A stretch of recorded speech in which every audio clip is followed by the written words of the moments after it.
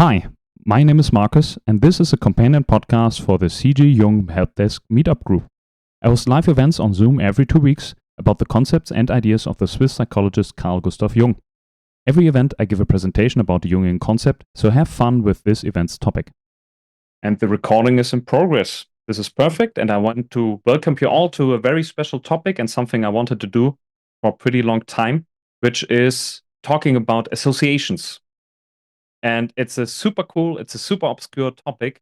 And I find it amazing because normally you have to read a lot of books from Jung. And this is, let's say, my unique selling point that I said, okay, I read all the books. And then I collect all the information when Jung talks about, for example, synchronicities or dream interpretation or individuation. Because Jung does not define things normally, he just mentions them in the side sentence and likes to let phenomena and ideas interact instead of just defining them. But in this case, it's pretty easy. There's one book. There's one book about associations. It's pretty thick. In German, it's experimentelle Untersuchung. And in English, it's experimental researches, which is a very dry title to a very dry book. It is very thick because it's basically full with tables. And it is interesting because I completely stumbled on this and I never heard about it before, and it's in the very dark part where people normally don't go for Jung because it's not very shiny, it's not very flashy, like dreams or ions and all these things. This is in the early parts of the collected works.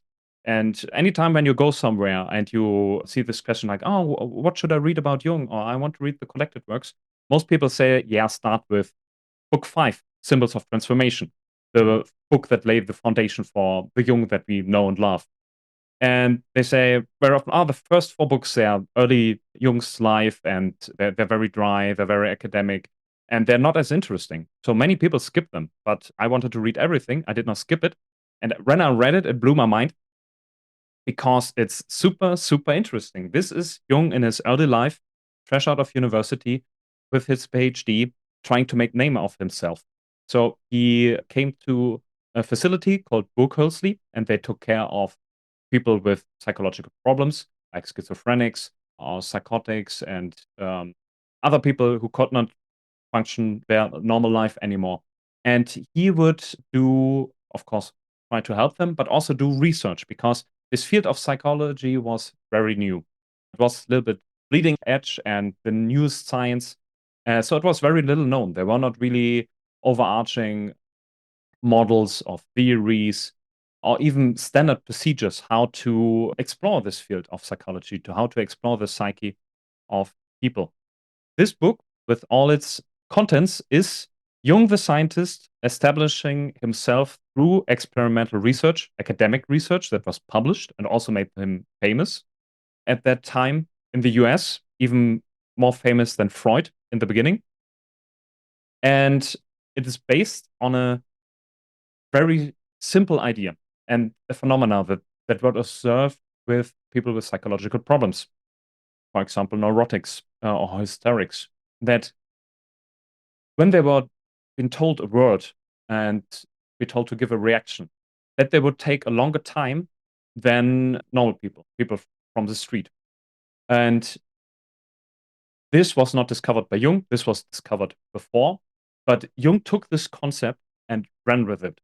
And the whole book is about him exploring this concept, this phenomena, and finding out so much stuff and blowing it completely out of proportion. So already there you have Jung really taking certain ideas, concepts, phenomena, and blow them completely out of proportion and being obsessive with them and trying to explore and map them and formulate them.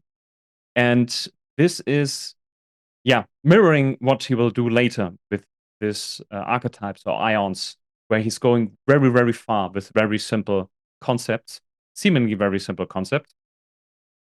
And so what we're talking about here is what we would call today differential psychology, the psychology of personality. Because if you want to map the personality of people, the question is how you do it. And the way how to do is just by measuring differences between people. This is why you have most measurements like personality tests and tests of cognitive ability, for example, that they're never really absolute. They're always referenced against something. And this something is a group of people.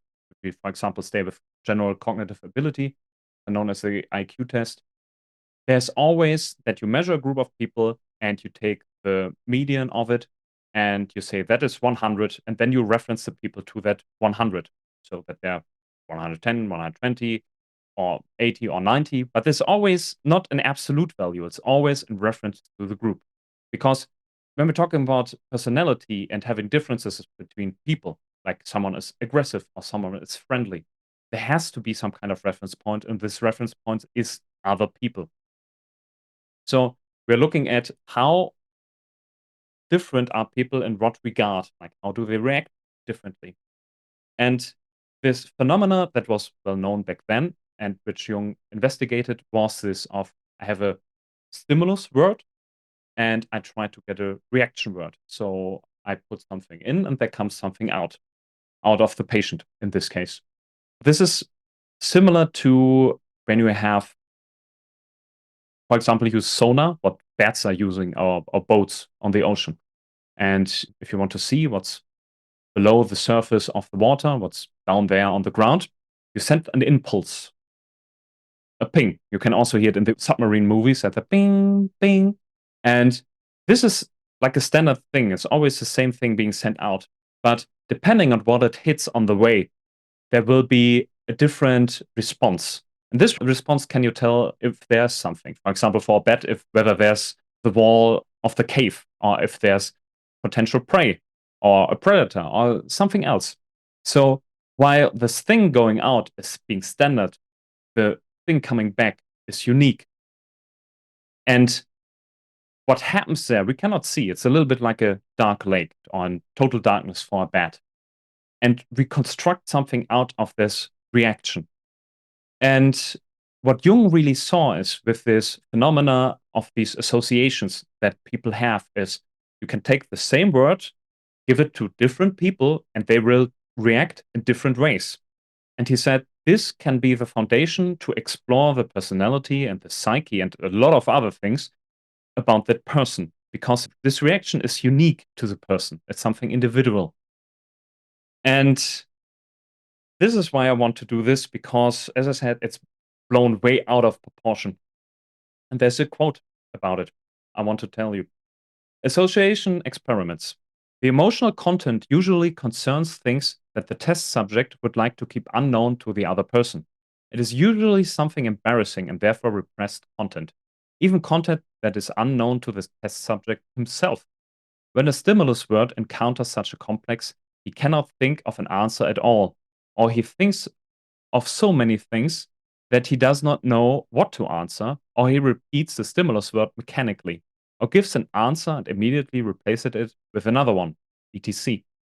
If after the experiment is completed, the test subject is asked again how he answered the individual stimulus word, he can usually remember the usual reaction words well, but the complex words are usually difficult to remember.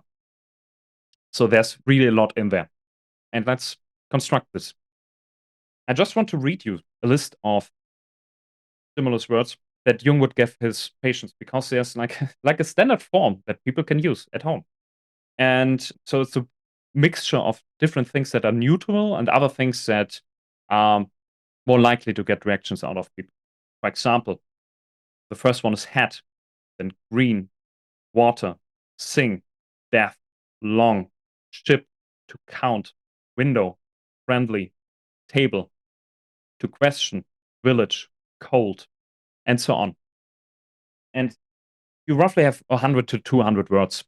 So you would sit down the patient and just read them the words and tell them, okay, that's the first thing that pops into your mind. Give it to me. And Jung would write this down. And he would not only write down the reaction word, or sometimes not even a word, but let's say the reaction of the patient, but he would also write down the time. So he was a Swiss guy 100 years ago. Of course, he had access to a lot of good watches.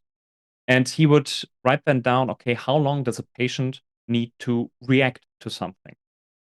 And the genius thing about this is not doing this list, going through, writing down the time, writing down the reaction word, but rather do it twice. So after the patient completes this, you do the same thing again. And Jung noticed something very interesting. And this is what he then investigated. It is when people answer quickly to a stimulus word, they were able to reproduce it in the second run. They would say the same word again. Let me try to get a reference. The whole book is full of it. For example, pain, and the reaction was because I'm sick, or tired. I am tired. And Kaiser Wilhelm. And these short reactions, they would work and they could be repeated.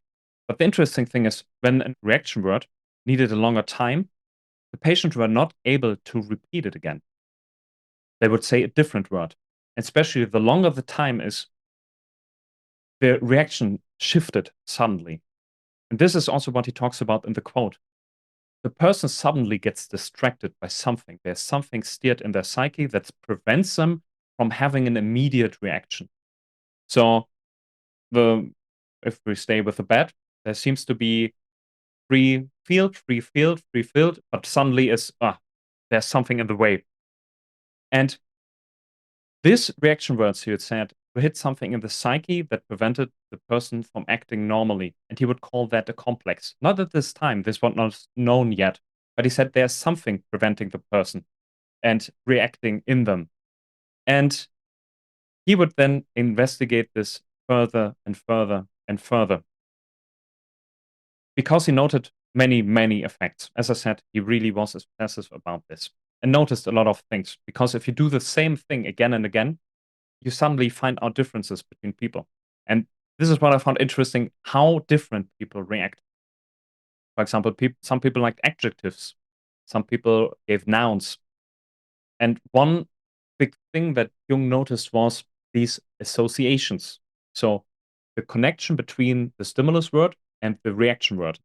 And he noticed something which he called inner association and outer association.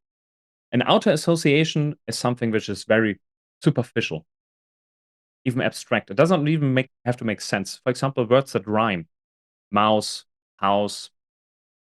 And he noticed that people, for example, when they're very sick or very tired or when they're drunk under the influence, would like to choose these outer associations.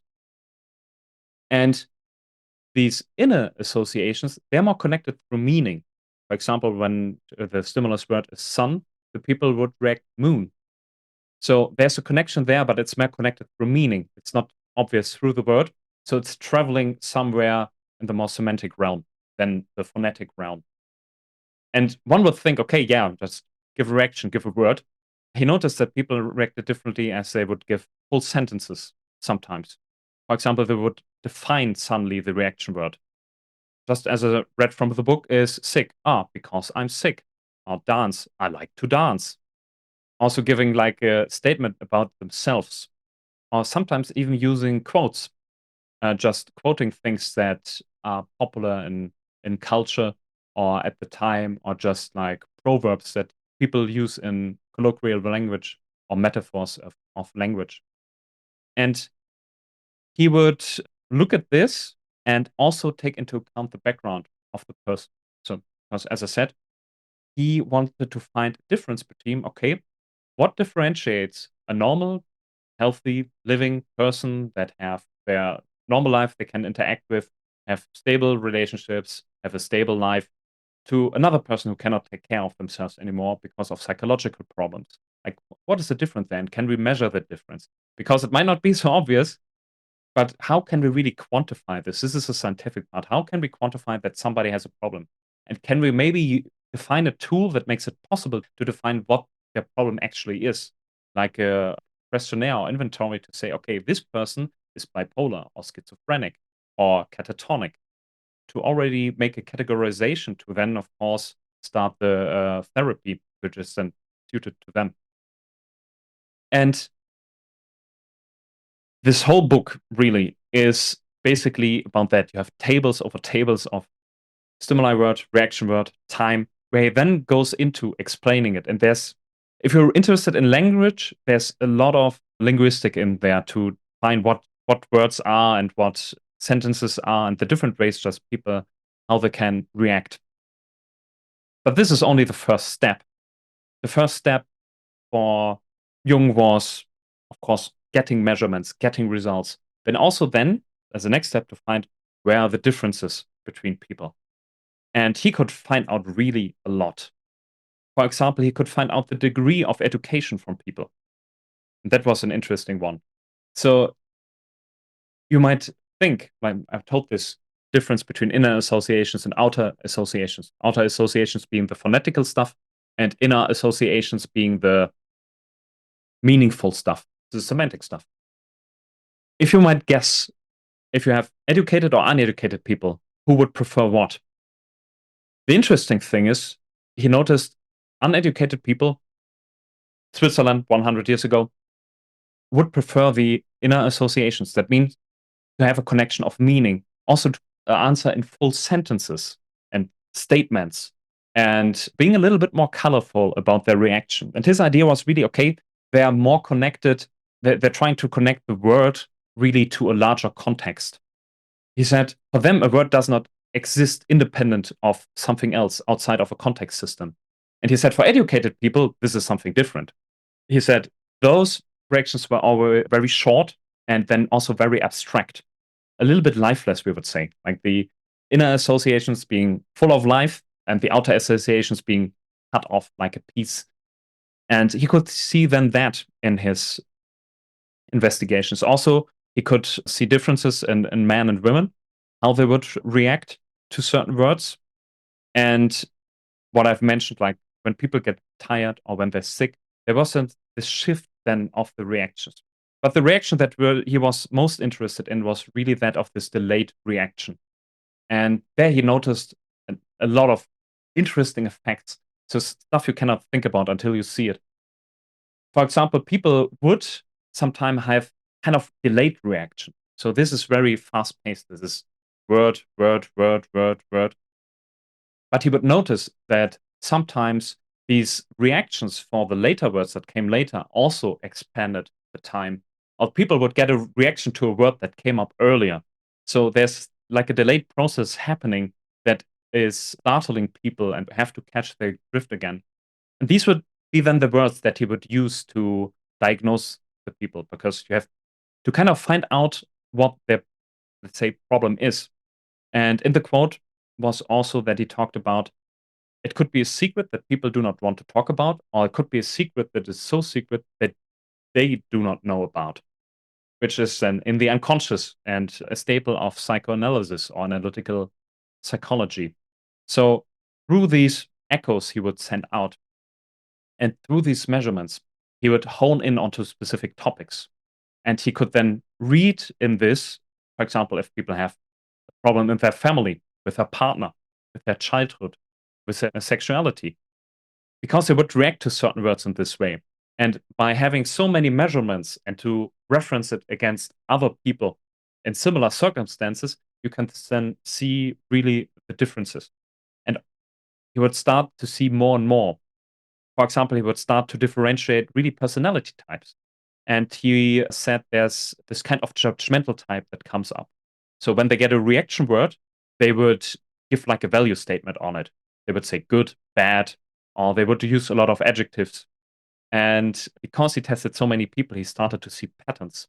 For example, he said that at a certain age, this judgmental type came up more and more at different times for men and women. So this is one of the differences. Like he said, the judgmental type for women roughly starts with 40, and for men with 60.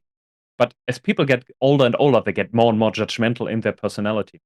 But then he said also, we have these abstract type. So people who are really, let's say, intellectual about their reactions, and they have more nouns and things that are separated, short words. And he would then continue down this path and map out more and more, and it would expand more and more. So he then would start not to only check the patient, but also the people around the patient. Like, okay, let's do this test with their parents, their children, their partners. And then he would start to see all these connections also. So he could figure out relationships through these tests, for example, he said when there were daughters, their reaction type was very similar and their answers to their mother up until the point when they left their childhood home and got married to a man. Then they would start mirroring that of their husband. He said, like, husbands, they don't change their reaction type to their spouses. But suddenly he could see these differences of children and their parents and their relationships and how this would change over time.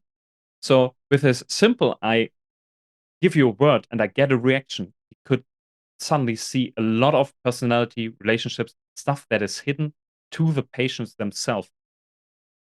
And all this, what he published, laid the foundation for him to get into contact with Freud. Because at that time, this idea of the unconscious and of complexes was not so well defined. So Jung had all these measurements, and he could not completely make sense of it because he only had like the phenomena, but he did not have the theoretical groundwork for it. And then he stumbled over Freud. And Freud had this idea about complexes and the unconscious and so on. And Jung read it and said, oh my God, this hits it completely. What Freud is talking about, I measure. So he would get into contact with Freud. And out of that, a very deep friendship developed for 6, 7 years until it broke apart because they had some fundamental disagreements about psychology and how the psyche is construed. But Jung was a huge proponent of psychoanalysis and Freudian psychology because it could explain all these things that he had measured. And Jung, as he is, went further with these tests. And at a certain point, he realized a biological effect that might make reaction words or reactions in general superfluous.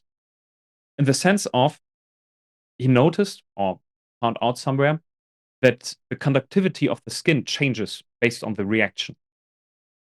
That means if you have a low electrical voltage and you measure it on the skin of the patient, that you could measure the change of conductivity. This has to do with like how moist your skin is. And this is a very quick reaction, for example, when you start sweating, when you are afraid. And here he could also get the reactions without recalling the answer and the time and so on. And I read this and I thought, wait, you're asking people questions and you're measuring their skin and you find out whether they are trying to hide something. This is a lie detector. Jung came up with a theoretical foundation for a lie detector, and it completely blew my mind when I read it. So yeah, we can credit Jung with that because this is how a lie detector works, without words, but with electrical current. And he became famous for that, as I said, and then was approached later even as a kind of criminal investigator. So this is cool. So the police would contact him for certain cases. For example, when people got murdered or something was stolen, where he would do these kind of reaction tests on the suspects and get confessions out of them. And this he did this several times. He even writes about it in this book. But so basically like a living human lie detector. But this has a very tragic end, his criminal investigator career, as he basically got someone arrested and incarcerated who didn't do it. He had a weird profile, and Jung said, oh yeah, he definitely murdered his wife. And years later, it was found out that someone else did it. So the guy became free, and Jung did not really want to talk about this topic and stopped basically this whole side gig that he had there. This is also not so well known. But he continued with the association experiment and the measurements he did there for his later research and life's work in general.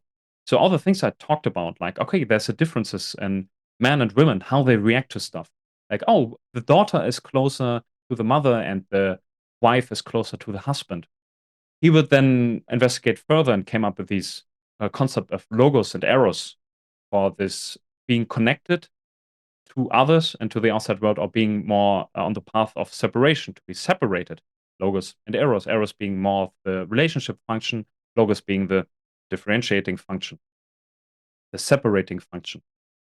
And these reaction types of the judgmental type and the more intellectual type would lay the foundation of his ideas about introversion and extroversion, and for his whole typology that he would publish decades later and became pretty famous for, as Jung created the first model of characterizing personality with introversion, extroversion, thinking, feeling, intuition, sensation, inferior function, superior function, which was later used in the Myers-Briggs inventory, MBTI, which then again laid the foundation for a lot of the ideas for individuation and how people change and how people should change to become a complete human being. Jung always built. And this is why you can read the early stuff to understand the later stuff, because he never threw away really an idea or concept or phenomena. He always tried to combine those things and let them branch out. So while the association experiment itself is only really mentioned in this book and maybe some letters or seminars on a very short notice, you can feel the influence through his whole life's work. For example, what he does in The Talking Cure and therapy is basically the same thing. Freud also did this. Like, oh, tell me about your mother. Tell me about this. Tell me about that. So the material comes out as a reaction from the patient and gets investigated by the therapist and the patient together. So there's a reaction. Okay, why do you have this reaction? Like, why do you have an association there? How do you come when I ask you this, that you come up with this? And this is the connection that is unconscious, and there might be something in the background. So the whole idea about complexes being in the unconscious is then built around that and how to investigate them. So he would watch his patient when they would talk, and suddenly they would stop talking. There was something coming up in the back of their mind, and he said, aha, this is a complex. There's an unresolved issue. Let's talk about that. Let's investigate that. And he worked like this his whole life, investigating the complexes. Like, what are the things that could cause trouble in you that you're not even aware of? And an important part is also then in therapy as a diagnostic tool, dream interpretation, because Jung was a huge proponent of dream interpretation, same as Freud, even though they had very different styles of interpreting the dreams. The idea is the same. Like, the patient dreams of something which is hyper-subjective, which is a dream. It can't get more subjective than that, because you're the only thing there that can experience them. And they're unique to you because they come out of your psyche. They're like all these reactions coming out of you, but you do not know the stimuli were. They are just a reaction to something, but you don't know exactly what they're reacting to. And this is why he would use it in therapy to get then, okay, yeah, you dreamt of this. Why do you think? Like, okay, what you dreamt of a fairy grandmother. Like, what are your associations with a fairy grandmother? And he would use these associations always as building blocks and steps to move through this completely unknown territory of the unconscious and to explore it together with his patients. And I have a quote for the dream interpretation. Dreams don't exactly repeat an experience, they always have a meaning. They are actually like an association experiment turned inside out. In these experiments, we have stimulus words that strike the complex and elicit it to emerge, where dreams itself produce the test words. Dreams bring up a system of stimulus words that refer to the underlying meaning. If you emphasize these words and certain motives that often recur in dreams, it is really revealing when you ask, what comes to your mind about this? And this is how Jung sees the psyche in general and personality in general. It's not something separate. This is not only a test. It's like your reaction. It's always individual.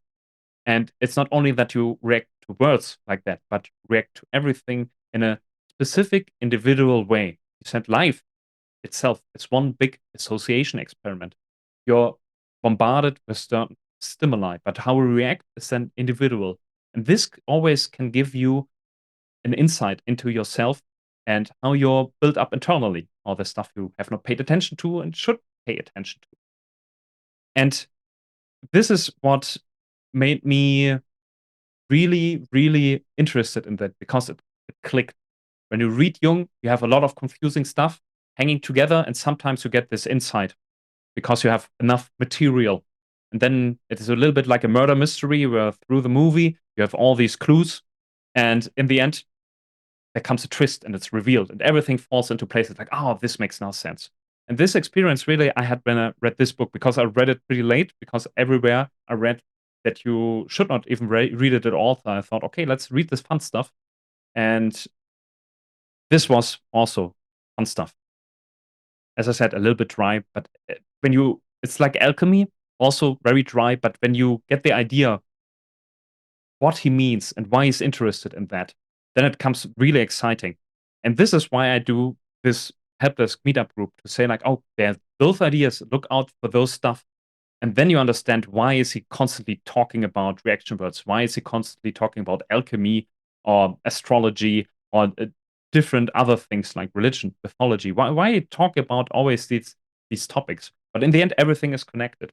And for him, it's connected all through the psyche. And the associations are a fundamental thing that is happening inside the psyche that can tell us something about ourselves and about our lives. And that would be it. That would be my presentation for the topic, the exciting topic of the association experiment. And I want to thank you very much for your attention and for your time. And this would conclude my presentation part. And now would come a discussion part where people can give feedback or talk about other things like synchronicity I saw here in the chat. So thank you. This was this event's topic. Thanks for tuning in. During an event, a discussion part follows after the presentation where all attendees discuss the just presented topic or other Jungian concepts. If you also want to join, find the group on meetup.com. The name of the group is CG Jung Helpdesk. Also make sure to subscribe to the podcast on the platform of your choice. See you next time.